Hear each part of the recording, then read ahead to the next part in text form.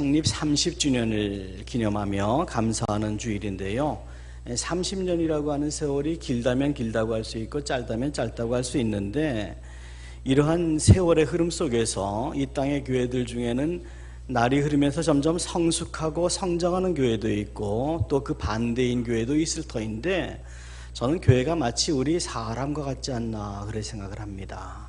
사람도 보면 여러분 주변에도 연세가 들어가면서 말씀하시는 것이나 행동하시는 것이나 생각하시는 것, 이런 모든 인품이 성숙하고 고상하고 아름다워지시는, 정말 하나도 저분처럼 늙고 싶다 이런 생각이 드시는 분들도 있고, 또 반면에 가끔 보면 그렇지 못한, 연세가 들어가시면서 오히려 내가 나이가 몇인데 이러면서 고집스러워지고 이웃의 말 귀를 기울이지 않고 독선적이고 뭐 그런 분들도 가끔 계시지 않습니까? 그래서는 안 되겠다, 나는 저렇게 늙고 싶지 않다, 이제 그런 생각을 하게 되는 그런 경우도 없진 않지요. 교회가 사람과 비슷한 것 같아요.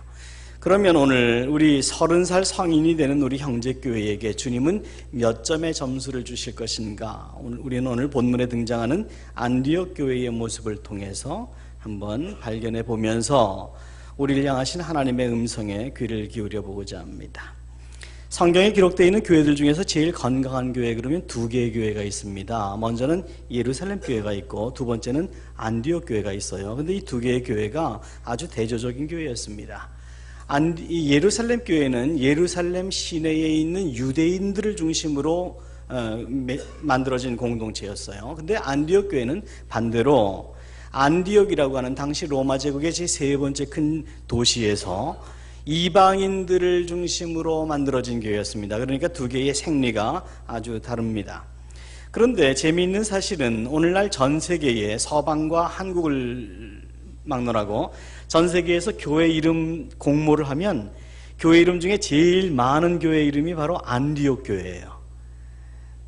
여러분들이 아마 조사해 보시면 금방 나오실 텐데요. 안디옥 교회라는 이름이 제일 많은 게, 오늘 우리가 본문에서 보는 안디옥 교회가 성경이 제시하고 있는 성경의 가장 건강한 교회였기 때문에 그렇습니다. 한국의 경우는 전북 전주에 가면 안디옥 교회라고 있어요. 깡통교회라고도 많이들 알려져 있습니다. 지금 우리 교회보다 3년 일찍 1983년에 개척이 된 교회인데, 근데 이제 그 당시에 미군에서 경비행기 경납고로 사용하던 컨셉트 빌딩이라 그러죠.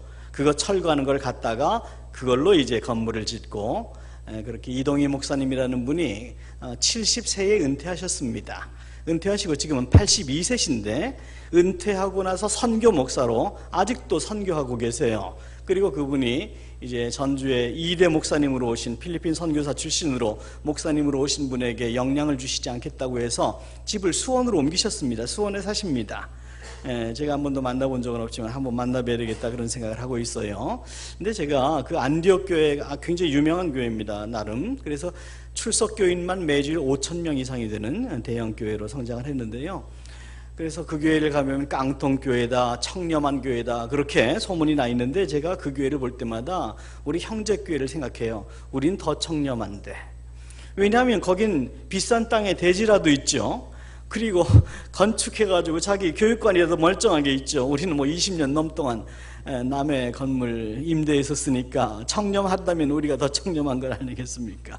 아무튼 그렇게 안디옥 교회는 오늘날의 많은 교회들에게도 그렇게 모범이 될 만큼, 롤 모델이 될 만큼 아름다운 교회였습니다. 사도행전 8장을 보면 스데반의 순교와 더불어서 예루살렘 교회에 커다란 핍박이 오게 됩니다. 그래서 예루살렘 교회를 담당하고 있던 12사도를 제외한 거의 모든 성도들이 예루살렘 밖으로 다 도망가게 됩니다.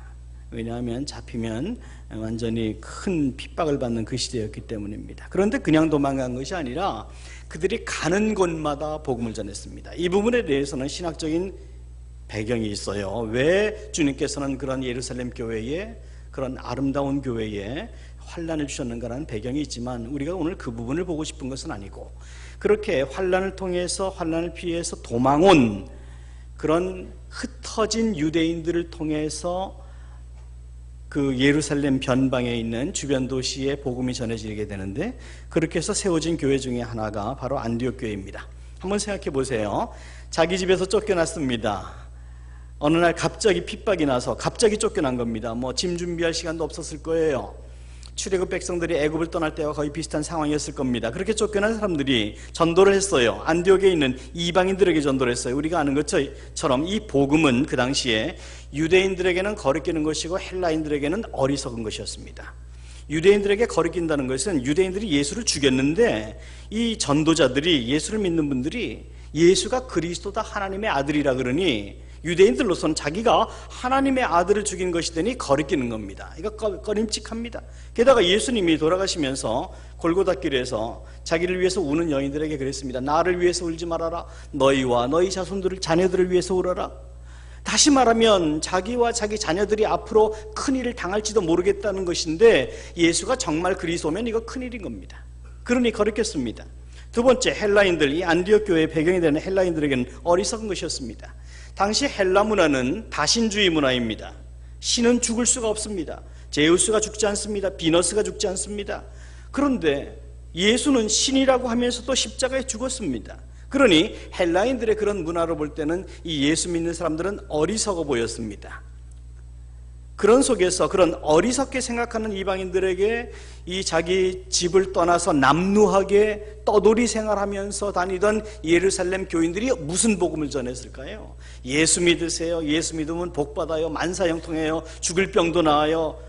사업은 손대는 것마다 다 형통해요. 이런 복음 전했을까요? 아니요. 통하지가 않았을 거요. 만약에 그런 복음을 전했으면 사람들이 그랬을 거예요. 당신이나 잘 살아. 당신이나 도망 다니지 마. 당신이나 뻗듯하게 살면서 그런 얘기를 해. 이 말이 통하지 않아요. 자, 그러면 어떤 복음을 과연 이들은 전했을까요? 그들이 전한 복음은 아마 오염되지 않은 물처럼 순수하고 깨끗했을 것입니다. 복음의 핵심이었을 것입니다. 복음의 핵심이 무엇입니까? 주는 그리스도이십니다. 살아계신 하나님의 아들이십니다. 예수 믿으셔야 됩니다. 구원받으셔야 됩니다. 아니면 지옥 가십니다. 아마 굉장히 순수하고 깨끗한 구원의 메시지를 전했을 것이에요. 왜냐하면 그들은 이미 이 지금 흩어진 안디옥의 교회를 세운 이 사람들이 어떤 사람인가를 생각해 보면 앞서 말씀드린 것처럼 다 버리고 떠난 사람들이에요. 예수 그리스도를 믿는 믿음을 타협하지 않기 위해서 정든 고향과 친척과 익숙하고 편리한 환경과 그동안 애써 모아놨던 소유 다 버리고 떠났던 사람들입니다. 지금처럼 어디 인터넷 뱅킹 통해 가지고 안디옥에다가 입금시키고 이런 거 아닙니다. 다 버리고 홀홀 단신으로 떠난 사람들입니다. 무엇을 위해서? 예수 제대로 믿어보기 위해서. 그러니 그들이 전한 복음이 깨끗했던 것은 당연하지 않았을까요? 여러분, 예수를 섬기는 사람들이 정말 예수 잘 믿으려면 오늘날에도 크게 다름이 없는데요, 포기해야 될 제일 기본적인 것은 물질입니다. 그리고 포기하기 가장 어려운 것도 물질입니다. 물질을 포기하면 예수님께서 말씀하신 진리를 알지니 진리가 너희를 자유케 하리라. 여기서 진리는 예수 그리스도이신데요, 정말 예수가 내 인생의 전부이고 예수를 믿는 내가 무엇을 위해서 살 것인가? 물질은 아니다. 이것이 정말 저와 여러분의 신앙에서 분명한 기준을 잡고 있으면요, 우리는 이 세상이 첫째는 두렵지 않습니다. 두 번째, 부럽지 않습니다. 담대하게 살아갈 수 있어요. 그래서 예수님은 너희가 재물과 하나님을 더불어 섬길 수 없느니라 그렇게 말씀을 하세요. 여러분, 이 부분에 대해서 받으실 수 있는 믿음만큼만 받으시기 바랍니다. 그런데 이 안디옥의 교회를 개척했던 예루살렘 교인들은 바로 이런 믿음이 있었어요. 그래서 모든 것을 포기할 수 있었습니다. 여러분, 그들이 섬겼던 예루살렘 교회가 어떤 교회였습니까? 오순절 성령 강림 사건 이후로 불과 몇 달 사이에 2만 명 이상의 출석교인이 모였던 교회입니다.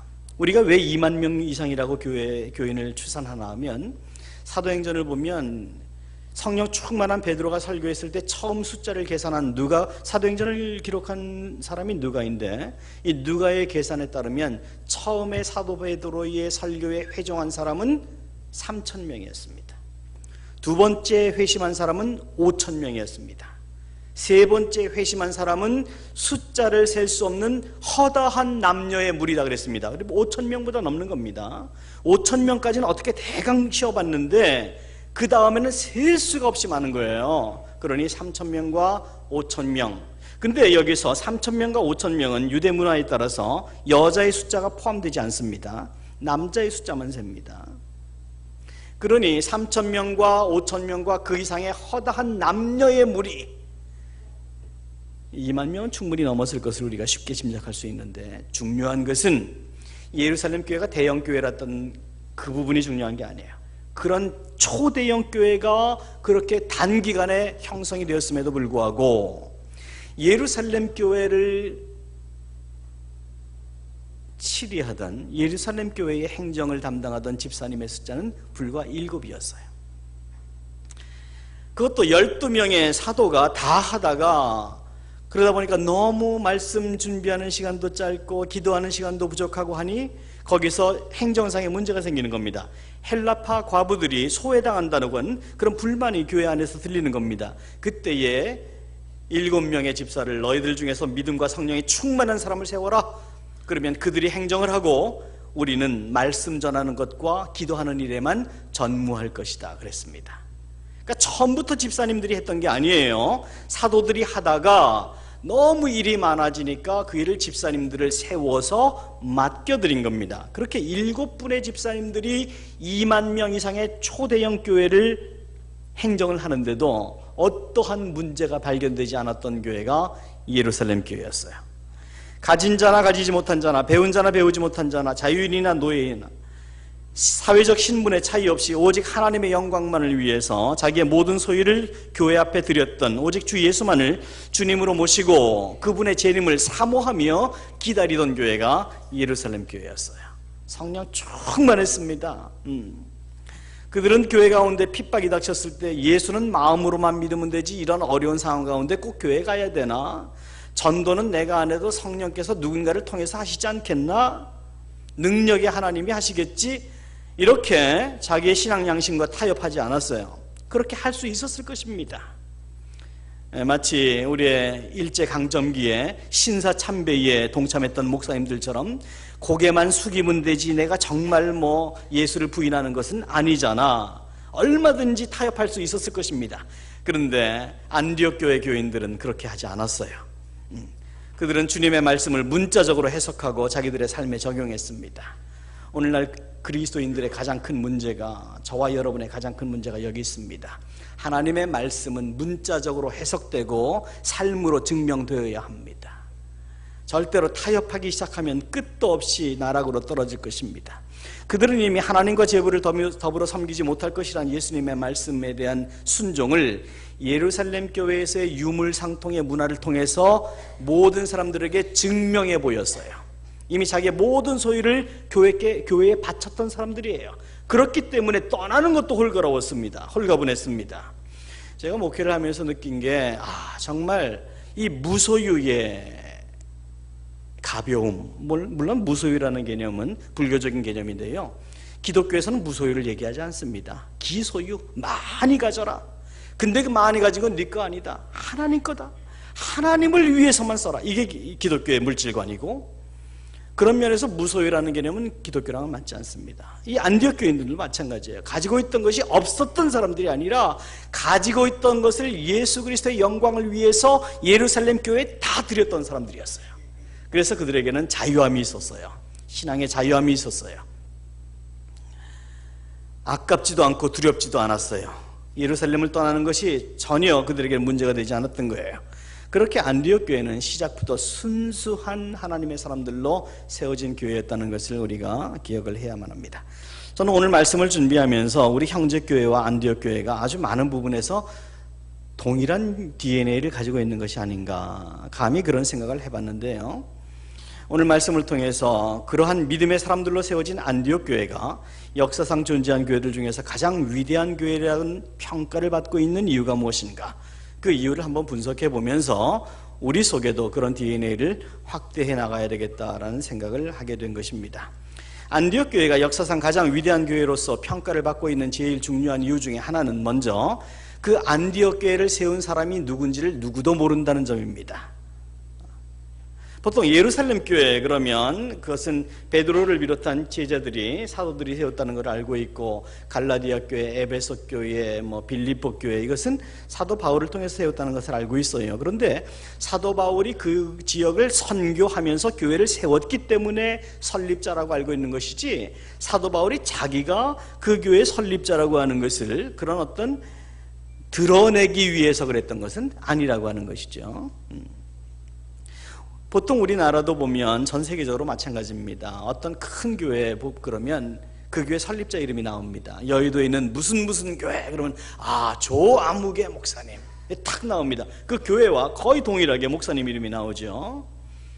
온누리 교회 그러면 하용조 목사님, 돌아가신 분이지만 역시 그분의 이름이 그 교회 이름과 동일하게 나오죠. 거의 모든 교회가 그렇습니다. 앞서 말씀드린 전주의 안디옥 교회 그러면 이동희 목사님, 이게 그냥 거의 트레이드마크처럼 따라다녀요. 근데 안디옥 교회는 그게 없어요. 누가 세웠는지 이름이 없어요. 왜 그랬을까요? 여러분, 사도행전을 기록한 사람은 누가복음을 기록한 누가입니다. 의사입니다. 과학자입니다. 그래서 누가복음을 보면, 사도행전을 보면 다른 문서들과는 달리 굉장히 기록이 구체적입니다. 그래서 누가가 기록한 것을 보면, 예를 들어서 성전 문 앞에 있던 안진뱅이를 일으킬 때도 그가 38년이 된 안진뱅이였다. 그가 오른손을 잡아서 일으켰다. 발과 발목에 힘이 있었다. 이런 식으로 구체적으로 기록을 합니다. 그냥 일으키니 일으켰더라 이런 얘기가 아니에요. 아주 구체적으로 기록을 해요. 그리고 이 누가는 이 안디옥 교회에서 나중에 목회를 한 사도 바울과는 평생 동역자로 지낸 사람입니다. 평생 사도 바울과 함께 지냈던 사람이에요. 그래서 안디옥 교회의 초창기의 멤버들이 누구였는지를 사도 바울이 몰랐을 리가 없고 누가가 몰랐을 리가 없어요. 그런데 누가는 사도행전에서 그것을 기록하지 않습니다. 이유가 무엇일까? 아마 성령께서 누가에게 침묵하게 하신 것 같아요. 왜냐하면 앞서 말씀드린 것처럼 전 세계적으로 유명한 교회 그러면 그 유명한 교회를 창립한 목사님들의 이름이 거의 동시에 뜹니다. 같이. 안디옥 교회, 역사상 가장 아름다운 교회였습니다. 그런데 성령께서는 이 역사상 가장 아름다운 안디옥 교회의 설립자가 누구인지를 누구에게도 알리고 싶지 않았습니다. 마치 모세의 무덤을 흔적 없이 숨겨두신 것처럼. 왜냐하면 안디옥 교회를 이야기할 때마다 그 사람의 이름이 뛰어날까 봐. 왜냐하면 교회를 통한 영광과 존귀는 온전히 예수 그리스도만이 받아야 되기 때문에. 여기에 바로 교회론적인 아주 중요한 영적 진리가 있는 것입니다. 그래서 성령께서는 누가에게 안디옥 교회를 세운 사람이 누구인지 밝히지 않도록 말씀하신 것 같아요. 한 가지 예를 들어서 말씀드리겠는데, 이건 어디까지나 제 목회관이니까 양해하시고 들어주시기 바랍니다. 제가 미국에서 목회를 하는 동안에 교회를 3번을 개척했습니다. 2번은 이민 한인 교회였고, 한 번은 한 3,000명 정도 모이는 미국 백인 교회에서 한어부를 개척을 한 적이 있는데, 그 3번 중에 한 번이 켄터키에서였습니다. 작년에 이제 저희 큰아이의 졸업식이 있어서 켄터키를 방문했던 적에 주중에 교회를 한번 방문했는데, 제가 간다고 하니까 그 당시에 집사님들이 좀 보여가지고 저를 환영해 주신 적이 있습니다. 그때 저에게 그런 부탁을 하셨습니다. 목사님, 내년에는, 그러니까 올해인 거죠. 올해 9월입니다. 2016년 9월이 우리 교회의 창립 10주년입니다. 목사님이 창립 목사님으로 8년 계셨습니다. 그러니 10주년 때는 오셔서 10주년인가 아무튼 10주년 때는 오셔서 창립 축하 기념성회를 좀 해주십시오. 그렇게 정중하게 부탁을 하셨어요. 제가 그랬습니다. 말씀은 감사하지만 그럴 필요가 없습니다. 2가지 이유 때문에 그럴 필요가 없는데, 첫째, 이 교회를 세우신 분은 하나님이시고 여러분이십니다. 그러니 하나님이 스포트라이트 받아야지 창립 목사라는 이름이 제게 어울리지가 않고, 2번째, 그런 일로 비싼 항공료 들여서 한국에서 저를 불러올 이유 없으십니다. 그냥 담임 목사님이랑 의논하셔서 하세요. 그랬어요.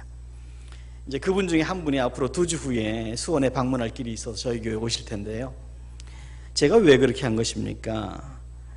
예, 물론 하나님이 하셨지만 정말 산고 끝에 나온 교회입니다. 구체적인 말씀은 제가 드리지 않는 것이 좋겠습니다만 정말 아픔 가운데 태동된 교회였습니다. 왜 애착이 없었겠어요?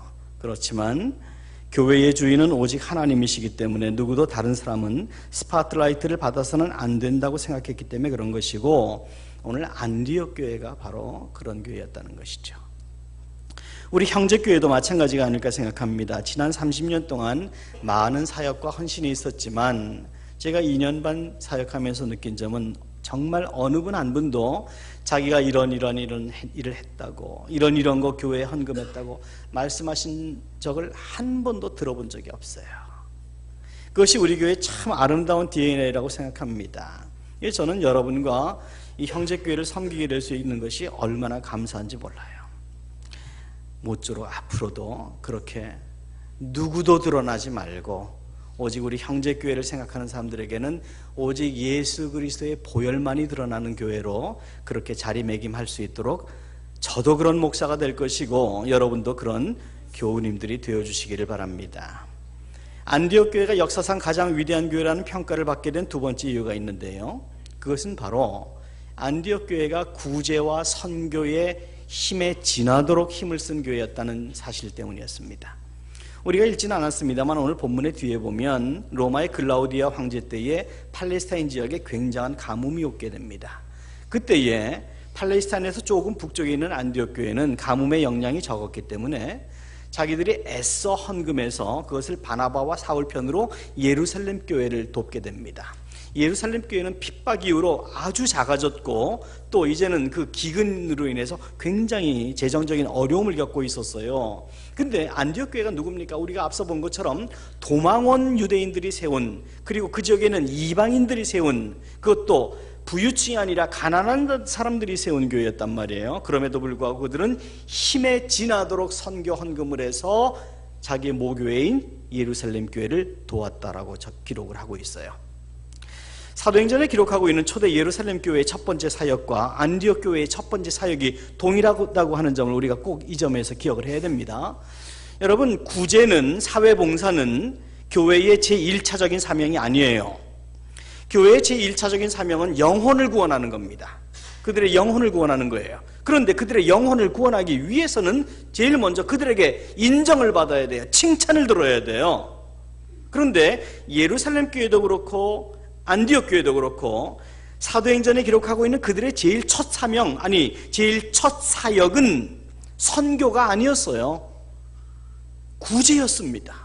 앞서 말씀드린 것처럼 예루살렘 교회는 소외당하던 헬라파 과부들을 구제하는 것이 첫 번째 드러난 사역이었고, 안디옥 교회는 기근으로 인해서 고생하고 있는 모교의 예루살렘 교회에게 헌금을 보낸 것이 첫 번째 등장하는 사역이었다는 점을 우리가 꼭 기억해야 돼요. 예, 오늘날 교회들도 마찬가지입니다. 사람들은 교회 건물 화려하다고 칭찬하는 것도 아니고 선교비 많이 지출한다고 칭찬하는 것도 아니에요. 그들은 그런 것과 상관이 없습니다. 그들은 교회가 사회를 위해서 어떤 기여를 하고 있는지 굉장히 관심 있게 봅니다. 교회 다닌다면서 그렇게 살아도 되는 거야? 교회라면서 그렇게 이기적이어도 되는 거야?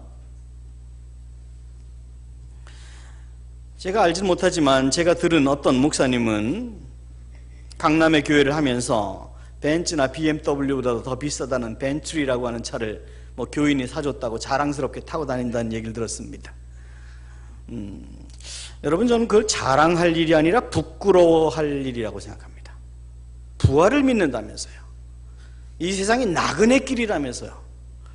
그 나그네면 나그네처럼 살아야죠. 나그네처럼 살지도 못하면서 왜 최고급 차 타고 다니고 아들에게 교회 세습하고 가난한 이웃은 돌아보지 않고 가난한 이웃들 다 그냥 집 사가지고 몰아내고 거기다 교회 짓고. 여러분, 제가 큰 교회 목사가 아니라서 그런지는 몰라도 저는 이해가 가지 않습니다. 그리고 그렇게 되고 싶지도 않습니다. 아마 여러분도 인정하시겠지만 하나님께 드리는 헌금도 그렇고 사람을 향한 구제도 그렇고 돈 있다고 하는 것만은 아니에요. 돈 없다고 안 하는 것도 아니에요. 내 물질이 있는 곳에 내 마음도 있느니라. 마음이 있는 곳에 물질이 있다 말씀하시지 않고 물질이 있는 곳에 마음이 있다 말씀하셨어요. 삶으로 드러나는 것입니다. 안디옥 교회는 그렇게 세상 사람들로부터 인정을 받았어요. 설교자도 그렇고 교회도 그렇고 우리가 영혼 구원을 외치기에 앞서서 먼저 사람들에게 칭찬받고 인정받을 수 있어야 됩니다. 24절을 잠시 한번 보겠습니다. 같이 읽습니다. 시작. 바나바는 착한 사람이요 성령과 믿음이 충만한 사람이라 이에 큰 무리가 주께 더하지더라. 안디옥 교회에 큰 무리가 더해졌어요. 교회에 폭발적인 성장이 있었어요. 이유가 뭐라고 말씀하십니까? 바나바는 착한 사람이요 성령과 믿음이 충만한 사람이었기 때문에. 즉 바나바라고 하는 그 교회의 지도자부터 칭찬받는 사람이었어요. 그리고 안디옥 교인들도 칭찬받는 사람이었어요. 그래서 안디옥 교회는 그 지역으로부터도 칭찬받고 하나님의 영광을 드러낼 수 있었습니다. 그리고 또한 안디옥 교회는 구제와 더불어서 선교하는 교회였는데 그 대표적인 예가 사도행전 13장에 기록되어 있습니다. 우리 사도행전 13장 2절부터 3절 한 음성으로 읽겠습니다. 시작. 주를 섬겨 금식할 때에 성령이 이르시되 내가 불러 시키는 일을 위하여 바나바와 사울을 따로 세우라 하시니 이에 금식하며 기도하고 두 사람에게 안수하여 보내니라 그랬어요. 여기서 주를 섬겨 금식할 때 그랬는데 섬겨라고 하는 동사를 헬라어 원문 성경에서는 주를 예배하며 금식할 때에 라고 예배라는 단어를 사용했습니다. 그들은 금식하며 예배했습니다. 여러분 예배가 뭡니까? 예배 이유가 뭡니까? 예배 이유는 복 받기 위해서가 아닙니다. 은혜 받기 위해서가 아닙니다. 하나님의 음성을 듣기 위해서입니다. 하나님께 영광을 드리기 위해서입니다. 그래서 예배는 드리는 것이지 받는 게 아니에요. 엄격한 의미에서는. 근데 드리기 위해서는 하나님이 무엇을 원하시는지를 알아야 돼요. 근데 하나님이 무엇을 원하시는지를 알기 위해서는 내 속에 내가 원치 않는 내가 가득 차 있어요. 심령이 가난한 자는 복이 있나니 천국이 저희 것이며. 천국이 무엇입니까? 하나님이 통치하시는 나라예요. 하나님이 통치하시는 나라가 누구에게 있다고 말씀하십니까? 심령이 가난한 자, 내 속에 있어야 될 것은 없다는 것이 발견되고 잊지 말아야 될 것들로 가득 차 있다는 것이 발견될 때 가난해질 수밖에 없어요. 그런 가난이 근데 내게 없는 거예요. 아무리 살펴봐도 가난하지 않아요. 나는 계획이 가득 차 있어요. 경험이 많아요. 능력도 있다고 생각돼요. 근데 이 내 능력과 경험과 지혜를 가지고 하나님의 일을 해서는 안 된다는 것을 내가 알아요. 그러니 나는 금식할 수밖에 없어요. 내 원초적인 배고픔과의 본능과 싸우면서 주님 내 속에 있는 나를 제거해 주세요. 하나님의 음성을 들려주세요. 하나님의 뜻을 알고 싶습니다. 이 교회를 향하신 하나님의 계획이 무엇입니까? 내 경험과 계획과 지금 가지고 있는 자본 이거 상관없이 하나님 이 교회를 통해서 지금 무엇을 하고 싶으세요? 이전에 하시고 싶은 일은 이전에 하셨고 지금 하시고 싶은 일은 무엇이세요? 금식하며 예배드렸어요. 그렇게 금식하며 예배드릴 때에 성령이 안디옥 교회에게 하신 말씀은 아주 예배적이었어요. 바나바와 사울을 따로 떼어 세워서 선교사로 내어보내라. 여러분 사울과 바나바는 지금 안디옥 교회에서 사역한 지 1년밖에 되지 않습니다. 동시 사역은 1년입니다. 사울이 예수님 믿고 나서 많은 사람들로부터 저 거짓말일 거야, 우리 잡아가려고 할 거야 라고 하는 그런 두려움이 대상이 되었을 때 사울은 자기 고향인 다소로 내려가서 13년 동안 칩거 생활을 하게 됩니다. 안디옥에서 목회를 하고 있던 바나바가, 예루살렘 교회 파송으로 안디옥에서 목회를 하고 있던 바나바가 이 안디옥과 다소는 굉장히 가까운 거리에 있습니다. 다소까지 내려가서 오늘도 우리가 본문에서 읽었어요. 그 칩거해 있는 바울을 데리고 옵니다. 그래서 안디옥에서 같이 동시 사역을 하게 되는데 그 기간이 꼭 1년밖에 되지 않습니다. 1년이면 참 짧은 기간입니다. 그리고 1년 우리가 읽었습니다만 그 1년 사이에 둘이 같이 사역하는 동안에 교회가 폭발적으로 성장했습니다. 지금 교회가 너무 좋은 상황이에요. 분위기 좋아요. 근데 분위기 좋은 가운데서 주님 우리가 무엇을 할까요? 무엇을 원하세요? 금식하며 기도할 때, 금식하며 예배할 때 성령께서는 그들에게 이 두 목회자를 따로 내어보내라. 말도 되지 않는, 이해되지 않는, 반항할 만한 말씀을 하고 있는 거예요. 얼마나 당황했겠어요. 항의도 할 수 있었고 불평도 수 있었을 거예요. 근데 여기에 안디옥 교회의 영적인 위대함이 있어요. 그들은 주님, 이 교회의 주인 당신이십니다. 여러분, 우리가 신약 성경과 구약 성경을 볼 때마다 이 부분은 제가 금요기도에서도 말씀드렸고 하경삼에서도 여러 번 우리가 다시 짚고 넘어가는 부분인데요, 아주 중요한 부분이라고 생각해서 다시 말씀드립니다. 구약과 신약을 보면 저와 여러분 같은 하나님의 사람들은 첫째, 자기에게 말씀하시는 하나님의 음성, 그분이 하나님이심을 알았습니다.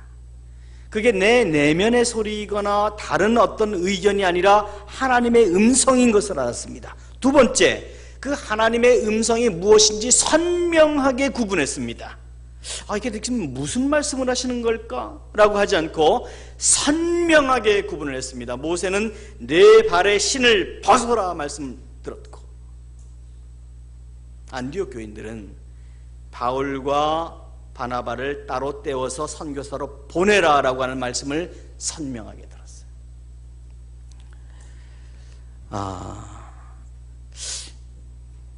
오늘날 많은 교회들을 보면 그들이 세워놓은 계획표와 일정표에 성령님조차도 어긋남 없이 움직여줘야 된다고 생각을 하는 경향이 있습니다. 주님, 우리가 이런 계획을 세우고 있습니다. 우린 이런 비전을 가지고 있습니다. 그러니 당신은 여기에 맞춰주십시오. 교회의 주인은 하나님이십니다. 소돔과 고모라를 세우신 주님은 소돔과 고모라를 멸하실 권리도 가지고 계십니다.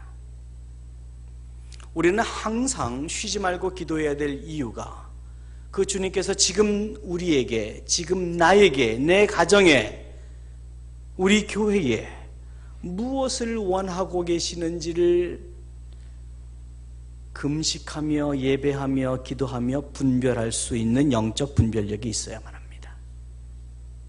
우리는 안디옥 교회에게서 이런 위대함을 발견하게 되는 것이죠. 모쪼록 우리 형제교회도 앞으로 더욱 성령의 음성을 선명하게 분별해서 선교에 힘쓰고 하나님 앞에 칭찬받는 교회가 될 수 있기를 기도합니다. 그리고 마지막으로 안디옥 교회가 역사상 가장 위대한 교회라는 평가를 받았던 또 하나의 이유는 그 교회가 주변 사람들로부터 칭찬을 받았기 때문입니다. 우리 26절 함께 읽겠습니다. 26절 시작. 만남에 안디옥에 데리고 와서 둘이 교회에 1년간 모여있어 큰 무리를 가르쳤고 제자들이 안디옥에서 비로소 그리스도인이라 일컬음을 받게 되었더라. 앞서 말씀드린 것처럼 사울과 바나바가 안디옥에서 목회를 하는 동안에 큰 교회적인 성장이 일어났습니다. 왜냐하면 칭찬을 받았기 때문입니다. 안디옥 교회 사람들이 주변으로부터 칭찬을 받았던 이유가 두 가지가 있는데, 첫째는 그들에겐 뛰어난 지도자들이 있었습니다. 바나바와 사울이라고 하는 뛰어난 지도자들이 있었고, 또 안디옥 교인들조차도 그렇게 먼저 예루살렘 교회에서의 핍박을 피해서 순결한 믿음을 위해서 도망온 사람들로 세워진 교회였으며, 또한 바나바와 사울의 가르침에 아주 잘 순종하며 따랐던 사람들이기 때문에 이 안디옥 교회를 보는 사람마다, 이 안디옥 교회의 모체가 되었던 사람들은 예루살렘 교회의 그 2만 명이 되는 초대형 교회였음에도 불구하고 7명의 안수 집사님들이 지도하는 교회 정책에 순종했던 순종적인 체질이 몸에 배어 있는 사람들이었어요. 그래서 이분들은 안디옥 교회에 와서도 교회는 그런 거야. 저는 오늘날 교회를 볼 때마다, 우리 형제 교회를 두고 하는 말씀은 절대로 아닙니다. 교회를 볼 때마다 교회 생활이 행복하지 못한 모습을 보면 너무 가슴이 아파요. 저는 목회도 마찬가지고 교인으로서의 교회 생활도 마찬가지고, 교회는 이 세상에서 가장 행복해야 된다, 아니 두 번째로 행복해야 된다고 생각합니다. 첫 번째는 가정이고요, 두 번째가 교회라고 생각합니다. 하나님께서 우리에게 주신 가장 작은 천국이 가정입니다. 그 다음이 교회입니다. 그런데 이 교회 생활을 행복하게 하는 사람을 보면 행복한 교회 생활의 DNA를 가지고 있는 사람들이 행복한 교회 생활을 해요. 그리고 싸우고 찢어지고 하던 교회 생활이 DNA로 가지고 있는 사람들은 다른 데 가서 그 보따리를 또 풀더라고요. 우리 형제교회는 정말 행복한 DNA가 있어야 합니다. 교회는 그의 몸이라 그랬습니다. 예수 그리스도의 몸입니다. 일전에 우리 교인 중에서 지난주군요, 어느 분 장례 예배가, 어머니 장례 예배가 있어서 말씀을 전하는데 그 어머니가 예수님을 믿지 않는 가운데 돌아가셨어요. 참 그럴 때는 장례 예배에서 설교를 어떻게 해야 될지 참 고민스럽습니다. 근데 예수님께서, 성령께서 제 마음에 그런 말씀을 주셨어요. 그 부모님이 세상 떠날 때 자녀에게 무슨 말씀을 남겼겠는가. 저는 뭐 그 부모님을, 어머니를 뵌 적도 없었어요. 제가 그랬습니다. 어머니가 만약에 마지막으로 유언을 하실 수 있었다면 여러분들에게 무슨 유언을 하셨겠습니까? 형제끼리 우애해라, 서로 사랑하여라, 다투지 말거라. 그 말씀 마지막으로 남기셨지 않겠습니까? 이제 그렇게 장례 예배, 위로 예배를 마쳤는데 나중에 그 집사님이, 제 어머님을 여인 여자 집사님이 저에게 오셔서, 목사님, 근데요, 어머니가 세상 떠나기 직전에 바로 그 말씀하셨어요. 어떻게 하셨어요? 그러세요. 일전에 어떤 분이 제게 그러셨어요. 목사님, 저희 집에 도청장치해 놓으셨어요. 그래서 무슨 말씀이세요? 아니, 설교에서 어떻게 우리 집 내용을 다 아는 것처럼 말씀하세요? 그렇게 말씀하세요. 가정은 이 세상에서 가장 행복해야 될 가장 작은 공동체입니다. 만약에 여러분의 가정이 그렇지 못하다면 첫째, 회개하십시오. 그 문제는 누구의 문제가 아니라 여러분의 문제입니다.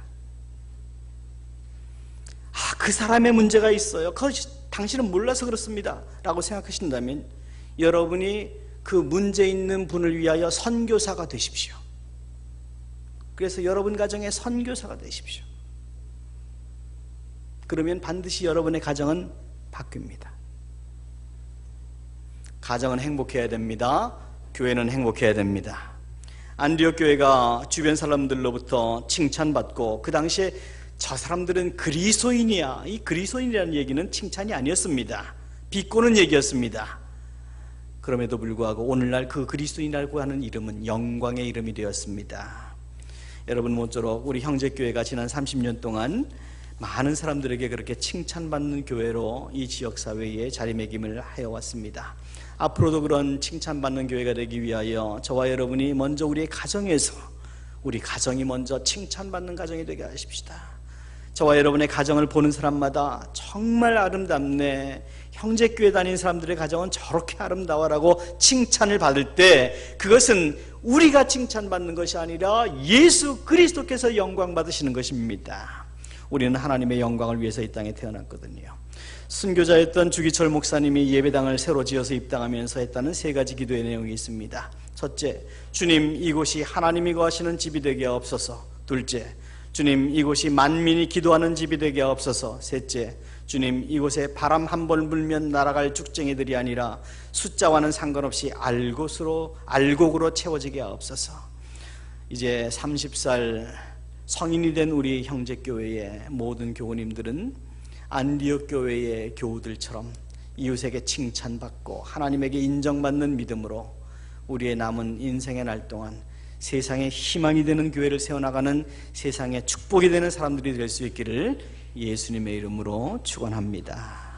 함께 기도하시겠습니다.